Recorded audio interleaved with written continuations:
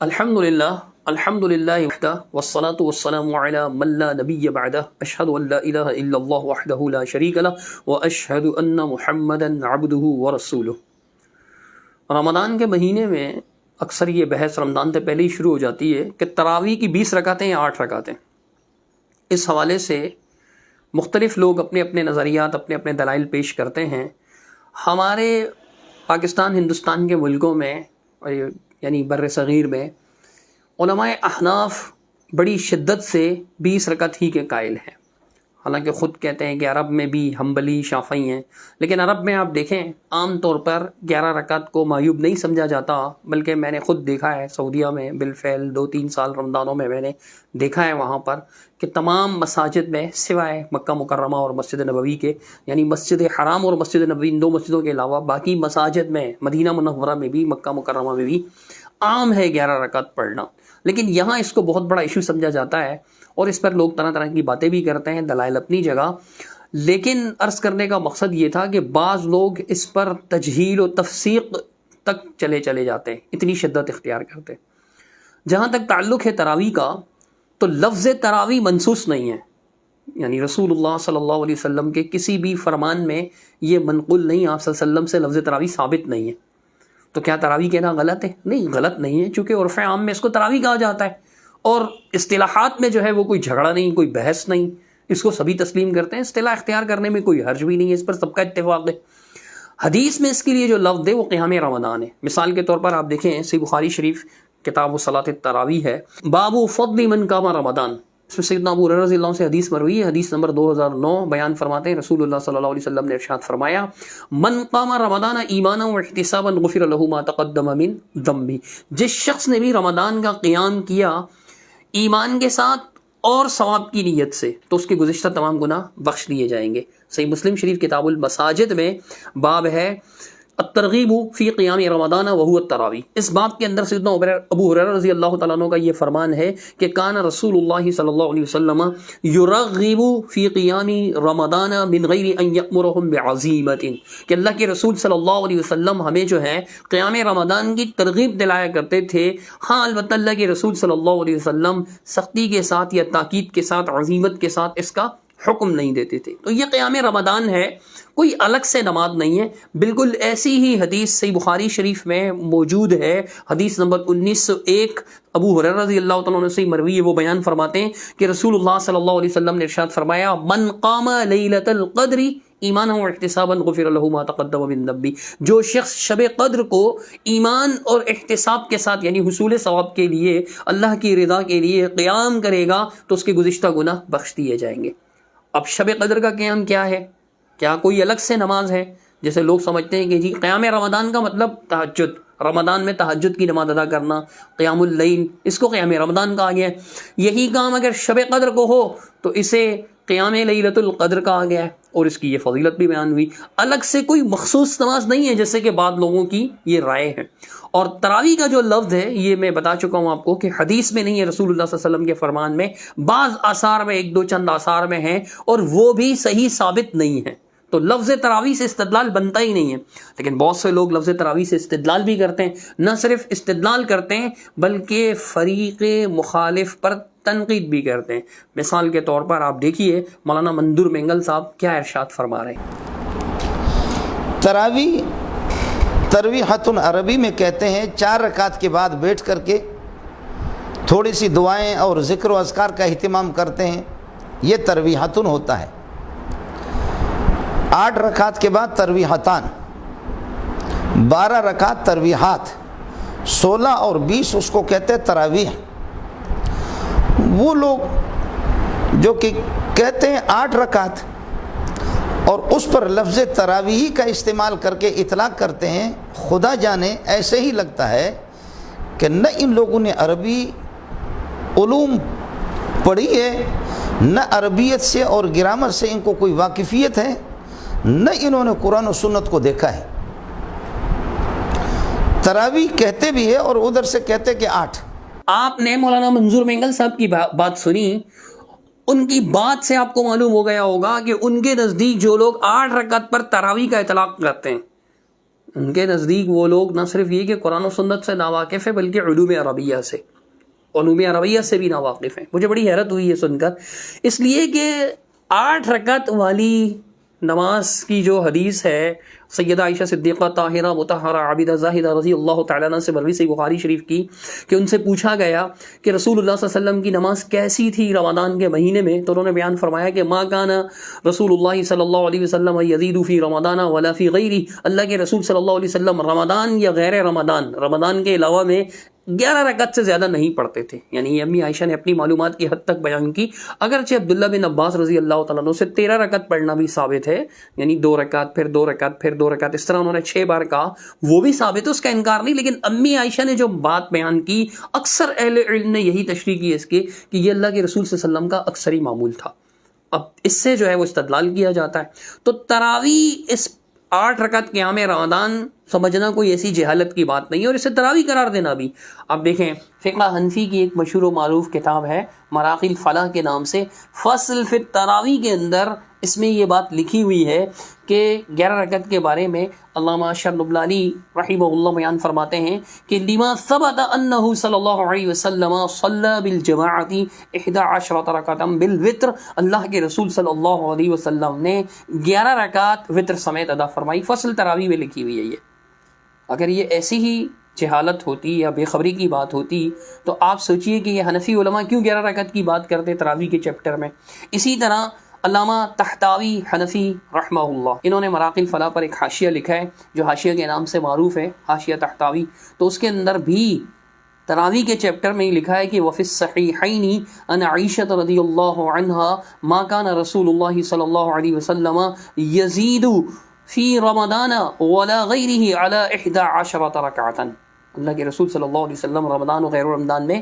11 رکعت سے زیادہ ادا نہیں کیا کرتے تھے۔ اس طرح ملا علی قاری حنفی رحمہ اللہ، ان کی مشکات کی شرح مرقات المفاتی کے نام سے بڑی معروف ہے، اس میں وہ جلد 3 میں اس مسئلے پر بحث کرتے ہیں قیام رمضان پہ، تو انہوں نے بھی وہاں پر یہی لکھا ہے کہ وتحصل من هذا كل، امام ابن الحمام کا کلام نقل کرتے ہوئے کہ اس ساری کی ساری بحث سے یہ بات واضح ہوتی ہے کہ قیام رمضان جو ہے وہ 11 رکعت سنت وتر سمیت اللہ کے رسول صلی اللہ علیہ وسلم نے اسے کیا جماعت کے ساتھ، اور پھر آپ صلی اللہ علیہ وسلم نے ایک عذر کی وجہ سے چھوڑ دیا۔ محدث دارالعلوم دیوبند جو ہے وہ علامہ انور شاہ کاشمیری صاحب، انہوں نے اپنی کتاب العرف الشدید جو ان کی ترمذی پر تقریر ہے، اس کے اندر انہوں نے یہ بات لکھی ہوئی ہے، اسکینز ہم ساتھ لگائیں گے کہ ولا مناص من تسلیم ان تراویحہ علیہ الصلاۃ والسلام کان 8 رکعات، اس بات سے انکار کی گنجائش نہیں ہے، اس بات کو تسلیم کیے بغیر کوئی چارہ کار نہیں ہے کہ رسول اللہ صلی اللہ علیہ وسلم کی تراویح ان تراویحہ علیہ السلام، رسول اللہ صلی اللہ علیہ وسلم کی تراویح 8 رکعت تھی۔ اور آگے فرماتے ہیں وَلَمْ يَثْبُتْ فِي رِوَایَةٍ مِّنَ الرِّوَایَاتِ أَنَّهُ عَلَيْهِ السَّلَامُ صَلَّى التَّرَاوِیحَ وَالتَّهَجُّدَ عَلَى حِدَةٍ فِي رَمَضَانَ، کہ اللہ کے رسول صلی اللہ علیہ وسلم کی کسی ایک روایت سے بھی یہ ثابت نہیں ہوتا کہ اللہ کے نبی صلی اللہ علیہ وسلم نے رمضان میں تراویح الگ سے پڑھی ہو، تہجد الگ سے پڑھی ہو، بل طول التراویح، بلکہ آپ نے تراویح کو طول دیا، لمبا کیا۔ وبین التراویح والتہجد فی عہدہ علیہ السلام لم یکن فرق فی الرکعات بل فی الوقت والصفت، کہتے ہیں کہ اللہ کے رسول صلی اللہ علیہ وسلم کے دور میں تراویح اور تہجد میں تو فرق تھا ہی نہیں، بلکہ وقت اور صفت میں فرق تھا۔ یہ علامہ انور شاہ کاشمیری فرما رہے ہیں کہ اللہ کے رسول صلی اللہ علیہ وسلم کی تراویح جو ہے وہ 8 رکعت تھی، لیکن مولانا منظور مینگل کیا فرماتے ہیں ذرا سنیے گا۔ وہ لوگ جو کہ کہتے ہیں 8 رکعت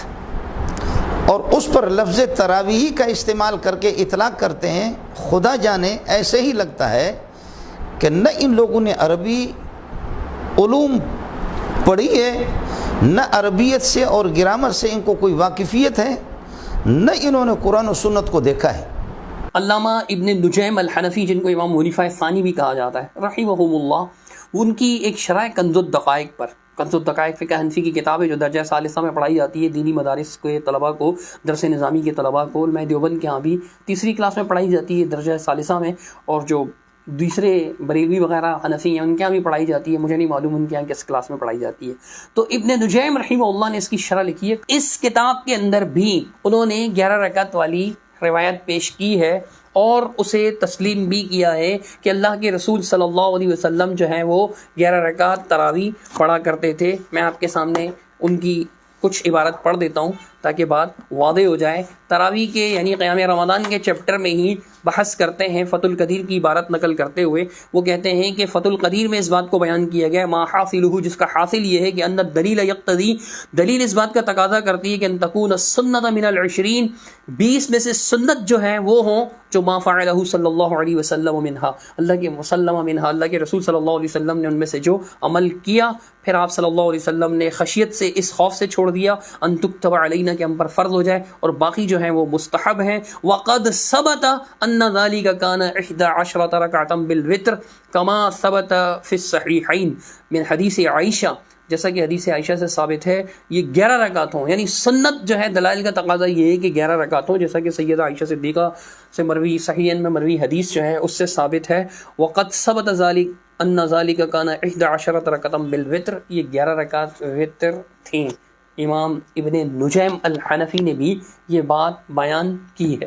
اسی طرح علامہ یوسف بن نوری صاحب بڑے معروف ہیں، جامعۃ العلوم اسلامیہ بن نوری ٹاؤن کے جو ہے وہ بانی ہیں. ان کی ایک شرح ترمذی شریف پر معارف السنن کے نام سے جلد 5 ہے اس کی، اس میں وہ فالمراد بقیام رمضان التراویح، قیام رمضان کی بحث کرتے ہیں اور کہتے ہیں کہ قیام رمضان سے مراد تراویح ہے. پھر ائمہ کے نزدیک 20 رکعت ہی بتاتے ہیں. آگے بڑھتے ہوئے صحیح بخاری سے سیدہ عائشہ کی وہ روایت بھی نقل کرتے ہیں کہ رسول اللہ صلی اللہ علیہ وسلم رمضان وغیرہ رمضان میں 11 رکعت سے زیادہ نہیں پڑھتے تھے. پھر اس کے متعلق فرماتے ہیں کہ نسن، یہ حدیث نص ہے اس بات پر کہ فی انہ صلی اللہ علیہ وسلم لم یزد فی رمضان ایضا علی 11 رکعۃ مع الوتر،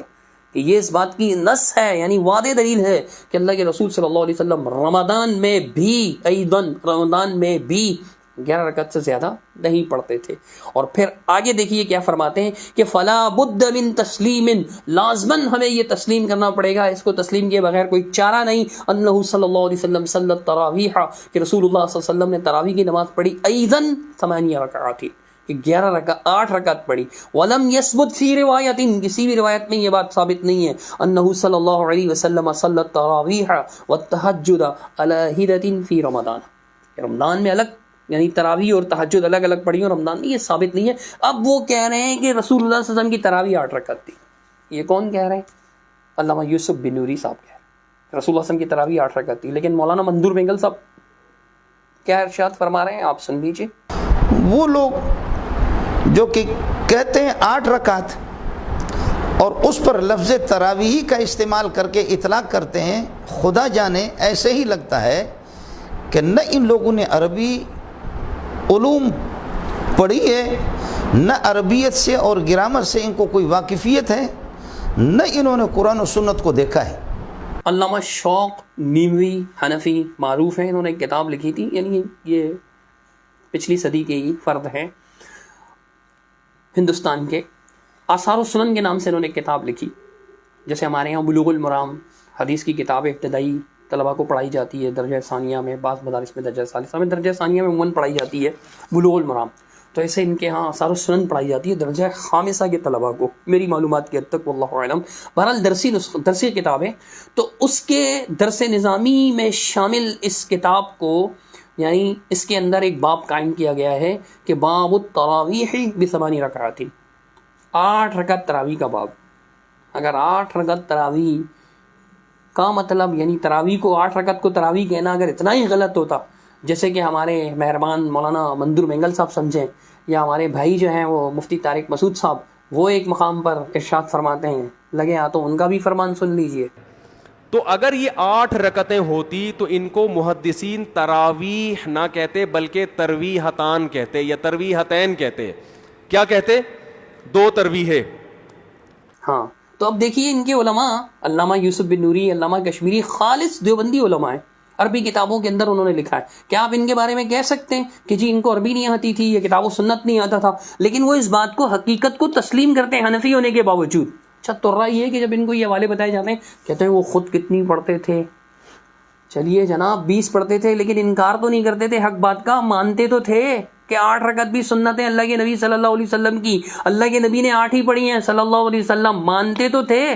آپ عجیب 20 پڑھنے والے ہیں کہ حق کا انکار بھی کر رہے ہیں. جو بات رسول اللہ صلی اللہ علیہ وسلم سے ثابت ہے قیام رمضان کے بارے میں، آپ اس کا انکار بھی کر رہے ہیں. یہ فرق ہے آپ میں اور ان میں. خوش ہوتے ہیں کہ جی وہ خود کتنی پڑھتے تھے، 20 پڑھتے تھے. ہاں ہم بھی کہتے ہیں 20 پڑھتے تھے، لیکن اس کے باوجود وہ مانتے تھے. تو اس سے ہمارے عمل میں تاکید پیدا ہوتی ہے، ہمارے عمل کی اہمیت ثابت ہوتی ہے کہ 20 پڑھنے کے باوجود اس بات کا انکار نہیں کرتے تھے کہ 8 رکعت سنت نہیں ہے، 8 رکعت کی کوئی حیثیت نہیں ہے، 8 رکعت تراویح نہیں ہے. انکار نہیں کرتے تھے. اس بات کی طرف بھی دھیان دیجیے گا. تو دیکھیے علامہ شوق نیمی نے باب التراویح یعنی تراویح کا باب ب8 رکعات 8 رکعت تراویح، پھر اس میں امی عائشہ صدیقہ کی بھی حدیث نقل کی اور بھی روایات نقل کی. تفصیل کی طرف نہیں جا رہا، صرف یہ بتا رہا ہوں کہ وہ اس بات کو تسلیم کرتے ہیں. کنز الدقائق جس کا میں نے بھی تھوڑی دیر پہلے آپ کو البحر الرائق کا ایک حوالہ دیا تھا، اسی طرح درسی نسخوں پر ہمارے یہاں جو ہے وہ مولانا احسن نانوتوی صاحب کا حاشیہ چھپا ہوا ہے. تو اس کے اندر یعنی تراویح کے چیپٹر میں مولانا احسن نانوتوی صاحب حاشیہ کنز الدقائق میں فرماتے ہیں کہ التراویح سنت عمر، التراویح سنت عمر رضی اللہ عنہ، تراویح عمر رضی اللہ تعالیٰ عنہ کی سنت ہے. لأن النبی صلی اللہ علیہ وسلم لم یصلح 20، چونکہ اللہ کے رسول صلی اللہ علیہ وسلم نے 20 نہیں پڑھی، بل 8 بل 8 اللہ کے رسول صلی اللہ علیہ وسلم نے 8 رکعت پڑھی ہیں. یعنی تراویح کے باب میں کہ تراویح عمر کی سنت ہے رضی اللہ تعالیٰ عنہ، لیکن نبی علیہ الصلوۃ والسلام نے 20 نہیں پڑھی، 8 پڑھی ہیں. تو 8 رکعت تراویح کو سنت سمجھنا نہ صرف یہ کہ دلائل سے ثابت ہے، رسول اللہ صلی اللہ علیہ وسلم کی احادیث سے ثابت ہے، بلکہ جید علماء کرام کبار علماء احناف بھی اس بات کو تسلیم کرتے تھے.